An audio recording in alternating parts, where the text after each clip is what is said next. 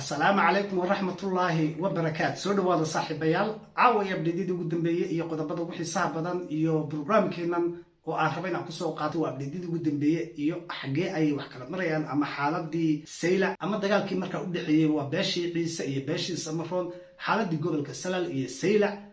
iyo wararkii marka ugu dambeeyay iyo xagee ay wax marayaan ay rabaan ku soo qaata videogan waxa aynu marka soo qaadan doonaa waa professor Amar Xasan oo dabcan aad si fiican wada taqaanaan oo deenin beeshii Ciise marka isagu soo jeeda Amar Xasan saddex qodob marka uu ka hadlayaa waa arrinka beesha Ciise iyo beesha Samaroon marka u dhaxaysa iyo magaaladii Seylac iyo hawsha taagan iyo mid marka qayb saddexaad ah oo dhanka marka Somaliland ama beeshii Isaaq iyadoo marka ay meesha soo galayso ama hawsha socota ee marka la rabo waxay ahaata waxa raabal update kan ugu dambeeyay iyo meesha ay wax marayaan inaynu Amar Xasan marka kala socono bal aynu isla aragno ama update-yada marka ayna siinayo kaanu jaarka ahay ee aadka uga xanaaqsanaa xeerka beesha Ciise ayaa waxay qoreen aqoonyahankoogii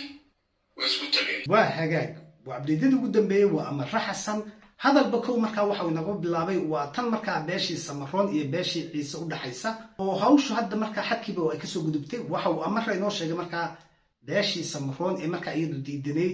hawshan ama buugga xeer Ciise ama deegaanka marka la isku haysto waa ay dacwoodeen oo ilaa iyo UNESCO ayaa ay marka waraaqa u dirsadeen aqoonyahankoodii iyo dadkoodii marka intay isu tageen warqad bay u qoreen United Nations-ka qaybta la yiraahdo UNESCO iyagoo ka dacwoonaya xeerkaasi inuu yahay cadaalad darro oo meelaha reerkaasi ay sheegteen xuduudihii ay ka tallaabeen oo xuduudaha aanay lahayn ay qorteen marka sababta ay ka dacwoonayaan ama dhibaatada timid ama waxa la isku haysta maxay tahay waa buuggii xeer Ciise ee marka UNESCO aqoonsatay oo fuustooyin badan marka lagu soo riixay maxaa dhacay ayaanta dhan nimayo waxa wareegaysay sheeko dadka badankooda marka meel walba la galiyay oo ah buugga xeer Ciise waxa ku jirta ninku inuu sodohdii marka buubsiin karo subhanallah waa wax been ah wiilku inuu marka walaashi hadii ay marka weynaato ama ay dhimato meel dhahay laftigeeda uu marka dab saari karo oo uusan waxba u reebanayn waa waxyaalo been oo marka xeer Ciise dadka lagu nacsiinay ama lagu la dagaalamayay ayaa ay kamid ahay dad badan Soomaaliyeedna dad waxa wanaagsan buugga xeer Ciise intaada marka wixii charge gareed horta inaad aragtid oo xaqiiqada iyo dhabta waxa meesha yaala aad ogaatid ayaa fiican fustooyin badan oo marka la isku soo riixay horta waxba kama jiraan oo waa been oo waxyaabo badan oo baraha bulshada marka la soo galay wax ka jira ma lahan tan ayaa marka hadda ugu daran warqadda dacwadda ah ee beeshii Samaroon ay UN ku dirsatay UNESCO ay taagan yihiin beeshii Ciise ayaa dhulkayga ku soo xadgudubtay ama dhulkayagii qayb qaadatay yani waa arrin aad u layaab badan marka hore hawshu waxay ahayd magaaladii Seylac ayaan isku haysanaa ma ogolin in marka lagu dhigo Ciisena waxa uu taagnaa Seylac annaka iskale waan ku qabsanaynaa xaalad dagaal bay aaday waa la isku qabsaday wax walba dhacay balse hadda way ka soo gudubtay Samaroon dacwad ayaa waxa u dirsatay UNESCO waa hawl cusub waa hagaag UNESCO hor keeno reeraha dhulka wada dega ayuu qoray oo sababi karo in qabiil ku dhaco amba ethnic conflicts ay abuurto xeerkaas UNESCO soo jawaabtay waxay dhahdeen anagu maxkamadii dunida ma nihin heeg ma nihin anagu waxaan rajistar garaynaa on diiwaan gelinaa hiddaha iyo dhaqanka waxa warqadda dacwada marka qoray oo UNESCO u dacwooday oo dawladahana dacwad ugu diray dad badan oo marka aqoonyahano iyagu sheegtayna ay marka dacwad u direen waa reerkii diidanaa in marka xeer Ciise la qabto beeshii Samaroon UNESCO ayaa u diray UNESCO marka waa u soo jawaabtay oo shaqadeedu waa inaan marka daatada aan xareyno oo aan record gareyno wax walba oo soo dhacay iyo taariikhda ay jirtay iyo wixii marka adduunku soo maray ayuun baan marka record gareynaynaa oo aan ogaanaynaa iyo inta ay soo jireen wixii marka la hayo oo sax oo la og yahayna amaan iyo abaalmarin iyo in la sheego moogiye de wax kale meesha yaala ma jirto xeer hadda lagu dhaqmayo oo 1000 sano kor lagu dhaqmayna ma jirto oo meesha ma taalo balse waa magaci in marka meesha jiro oo u yaalo waxa la isku haystaa taas ay marka Amar wuxuu taagay dacwad ay naga gudbiyeen de UNESCO waa ay ku soo diiday oo anaku dacwadiina iyo hawsha aad wadataan maxkamadeedii manihin ee maxkamadeeda aala ayaa dhacday haddii arrinkaas jiro nimayo waa qalad haddii arrinkaas Somaliland ay marka waraqad dacwada gudbisay oo UNESCO marka ay u gudbisay de taasi waa mid qalad xadkiina way ka baxday ayaa ay noqonaysaa wixii taariikh u leeyahay dunida ka jira ee la rajistar gareyn karo ee waxa la wixii shuruuda ee loo baahnaa sameeya ayaa rajistar gareynaa hay'adaasi taariikhda dunida kaydisa ee rajistar garaysa ee dunida u haysa waa sida UNESCO markaa wax sharciyeysan ayaan anagu kaydina halkaasi markaa waa laga soo diiday hay'adii UNESCO oo ah markaa qayb ka tirsan ama branch ka mid ah UN-kii dacwadii markaa ay Somaliland u gudbisay waa laga soo diiday oo wax wanaaga kala mayso kulmin ayaa uu ama raxsan taagan yahay oo dacwadu mid meel taala markaa ma baahayn ama arrinkay ku dacwoodeen mid meesha yaala markaa ma baahayn dad baa isku hor imanaya deegaankooda degan ama reeraha isku dilaya dowladii Somaliland wax iyagu ay qaban karaan oo markaa wanaageedana ay keeni karaan in adduunkii ay ugu dacwo tagaan ama UNESCO ay u dacwoodaan taasaa daciifnimo ah waxaad adigu qabsan kartid oo go'aan aad ka gaar kartid oo dadkaagiina aad midayn kartid in adduunkii aad u dacwootid waa daciifnimo taasi hadday dhacday waa qalad waa dhiiqo waa Cabdiraxmaan Cirre iyo dowladiisa markaa ay cagaha la galeen kelmad kale waxaan ka oranayaa qaar baa waxay yidhaahdeen rixim goys ayaa tahay haddaad abtiyo tidhaahdo waan goynaya waa rixim goys weeye waa qareen goys waa xumaan weeye may rixim goys annagu ma nihin waa agaag rixim goys may ayuu dhahay abtiyaashay ama dadka Soomaaliyeed ee wada dhalanay ama wixii eela intaba